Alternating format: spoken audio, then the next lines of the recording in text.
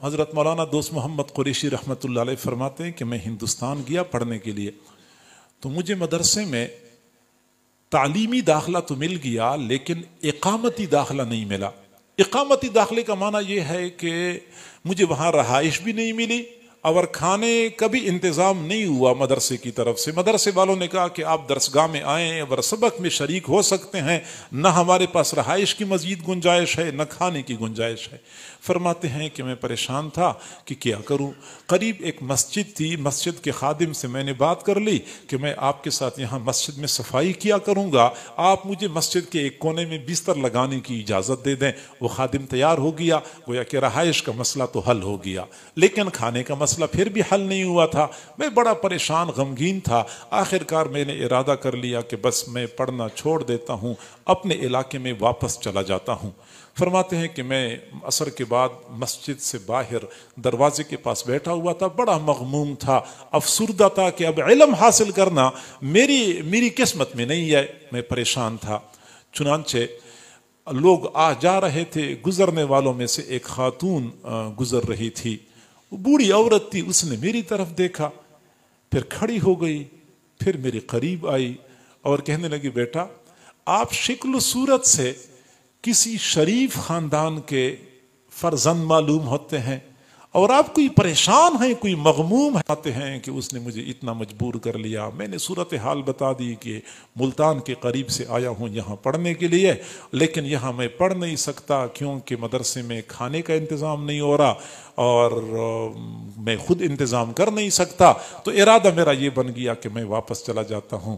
تو بوڑھی اماں نے بہت لجاجت کے ساتھ مجھے کہا نہیں بیٹا آپ نے واپس نہیں جانا، آپ نے یہاں پڑھنا ہے، علم حاصل کرنا ہے، آپ کے کھانے کا انتظام میں کروں گی۔ میں نے پوچھا آپ کہاں سے کرو گی؟ اس نے کہا میں بیوہ عورت ہوں، میری اولاد کوئی نہیں ہے، یہاں قریب ایک گھر ہے، مالدار آدمی ہے، اس گھر میں میں صبح و شام برتن دھونے کا کام کرتی ہوں، تو مجھے صبح کے وقت 2 چپاتیاں مل جاتی ہیں، شام کو بھی 2 چپاتیاں مل جاتی ہیں، ایک چپاتی میں کھایا کروں گی، گزارا کروں گی، اور ایک چپاتی پہ آپ گزارا کریں، یوں آپ کا وقت گزرتا رہے گا، آپ علم حاصل کریں گے۔ فرماتے ہیں کہ میں نے کہا بہت اچھی بات ہے، چنانچہ وہ خاتون مطمئن ہو گئی۔ پھر وہ فرماتے ہیں کہ اس خاتون نے ایسی ڈیوٹی دی کہ جب مدرسے میں کھانے کی چھٹی ہوتی تھی میں دروازے پہ باہر آتا تھا تو ہمیشہ کے لیے وہ خاتون میرا انتظار کر رہی ہوتی تھی۔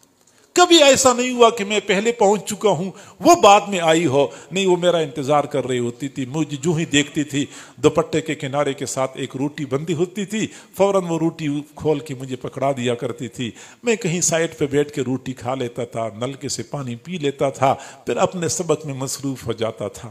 پھر فرماتے ہیں میرا پورا سال اسی طرح گزر گیا، اس خاتون نے ایسی ڈیوٹی دی، سال گزر گیا، اگلے سال پھر مجھے پورا داخلہ مل گیا، رہائش کا بھی انتظام ہو گیا، کھانے کا بھی انتظام ہو گیا، پھر وہ سلسلہ چلتا رہا یہاں تک کہ میں علم کے حصول سے فارغ ہوا، اپنے علاقے میں آیا، میں نے یہاں پہ دین کا کام شروع کیا اور کافی سالوں تک میں کام کرتا رہا۔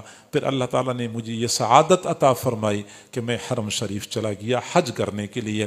تو حج کے ایام میں رات کے وقت میں نے ایک خواب دیکھا کہ ایک تخت ہے، بہت خوبصورت چمکتا دمکتا تخت ہے جس میں ہیرے جواہرات جڑے ہوئے ہیں۔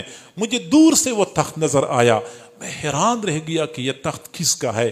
جب میں قریب گیا تو میں نے دیکھا کہ اسی تخت پر وہی خاتون بیٹھی ہوئی تھی جس نے خوبصورت ریشمی کپڑے پہنے ہوئے تھے، زرق برق لباس میں ملبوس تھی اور سونے کے زیورات سے لدی ہوئی تھی۔ میں نے بوڑھی اماں کو سلام کیا، اس بوڑھی اماں نے مجھے سلام کا جواب دیا، تو میں نے پوچھا بوڑھی اماں یہ مقام آپ کو کیسے مل گیا؟ تو مسکرانے لگی، کہنے لگی یہ اسی ایک روٹی کی برکت ہے، اللہ رب العزت نے مجھے یہ مقام عطا کر دیا۔ جب مجھے اللہ کے سامنے حساب کتاب کے لیے پیش کیا گیا تو جب فرشتوں نے کہا کہ اللہ اس کا حساب لینا ہے، اللہ نے فرمایا کہ اس نے میرے ایک مہمان کی خدمت کی ہے، اس کا حساب لیتے ہوئے مجھے شرم آتی ہے، اس کو ویسی ہی اعلیٰ مقام عطا کر دو۔ بس اسی ایک روٹی کے نتیجے میں اللہ نے مجھے یہ مرتبہ